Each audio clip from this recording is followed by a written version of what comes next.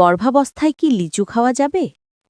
গর্ভাবস্থায় লিচু খাওয়া সাধারণত নিরাপদ, তবে কিছু সাবধানতা অবলম্বন করা জরুরি।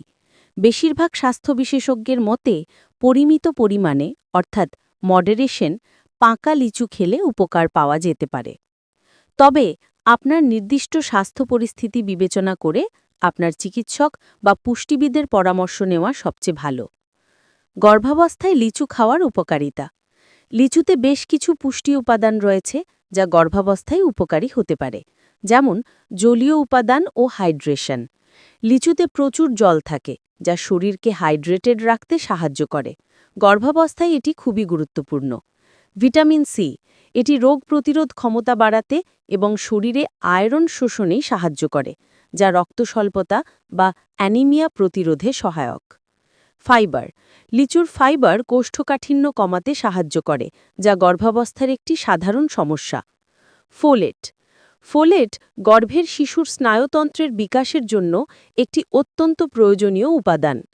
তাৎক্ষণিক শক্তি, এর প্রাকৃতিক শর্করা শরীরকে দ্রুত শক্তি যোগায়, যা গর্ভাবস্থার ক্লান্তি কাটাতে সাহায্য করতে পারে।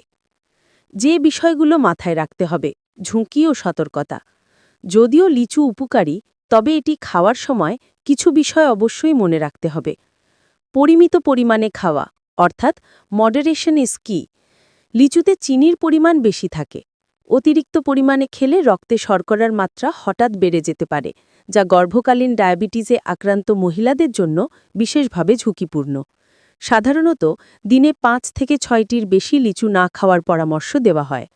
গর্ভকালীন ডায়াবেটিস, যদি আপনার গর্ভকালীন ডায়াবেটিস থাকে বা এর ঝুঁকি থাকে, তবে লিচু খাওয়ার আগে অবশ্যই আপনার চিকিৎসকের পরামর্শ নিন।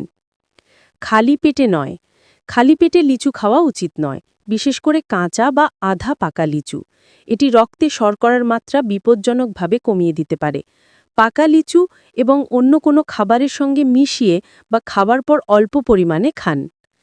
পাকা লিচু খান, সর্বদা সম্পূর্ণ পাকা এবং সতেজ লিচু বেছে নিন। কাঁচা বা আধা পাকা লিচু খাওয়া এড়িয়ে চলুন। পরিষ্কার পরিচ্ছন্নতা, খাওয়ার আগে লিচুর খোসা ভালো করে পরিষ্কার করে নিন। গুরুত্বপূর্ণ পরামর্শ: গর্ভাবস্থায় যে কোনো ফল বা খাবার আপনার খাদ্য তালিকায় যোগ করার আগে আপনার ডাক্তার বা পুষ্টিবিদের সাথে পরামর্শ করে নিন। তারা আপনার শরীরের অবস্থা অনুযায়ী সঠিক পরামর্শ দিতে পারবেন।